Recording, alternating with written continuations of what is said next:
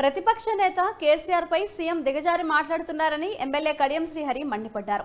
సభలో బదులు ఇవ్వడానికి స్పీకర్ తమకు అవకాశం ఇవ్వడం లేదని ఆవేదన వ్యక్తం చేశారు. ఆయన సభలోనే కాకుండా మీడియా పాయింట్ వద్దకు వెళ్లకుండా ప్రభుత్వం కంచెలు ఏర్పాటు చేసిందని విమర్శించారు కడియం శ్రీహరి. సభలో ఈ రోజు గౌరవ ముఖ్యమంత్రి గారు తాను ముఖ్యమంత్రి అనే విషయాన్ని మర్చిపోయి సంయమనం కోల్పోయి ఉన్నతనాన్ని కోల్పోయి మాజీ ముఖ్యమంత్రి పైన పరుష పదజాలంను ప్రయోగించడం జరిగింది. అసభ్య పదజాలాన్ని ఉపయోగించడం జరిగింది.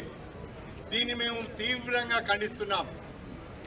శాసనసభలో ముఖ్యమంత్రి గారు మాట్లాడిన అసభ్య పదజాలం పైన అవకాశం ఇవ్వమని అడిగితే ఎన్నిసార్లు గొంతెత్తి అరిచినా స్పీకర్ గారు మాకు అవకాశం ఇవ్వలేదు.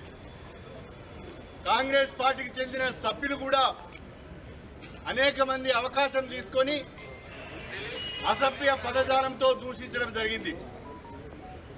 ప్రత్యేకంగా కోమటిరెడ్డి రాజగోపాల్ రెడ్డి ఎమ్మెల్యే గారు నా పైన అనుచిత వ్యాఖ్యలు చేయడం జరిగింది. వాటన్నిటి నుంచి కూడా రికార్డు నుంచి తొలగించాలని చెప్పి ముఖ్యమంత్రి గారు ఎల్ఓపి గారి పైన చేసిన అసభ్య పదజాలాన్ని వివిధ శాసనసభ్యులు మా పైన చేసిన అసభ్య పదజాలాన్ని రికార్డ్స్ నుంచి తొలగించాలని కోరుదామంటే ముఖ్యమంత్రి గారు స్పీకర్ గారు మాకు అవకాశం ఇవ్వలేదు.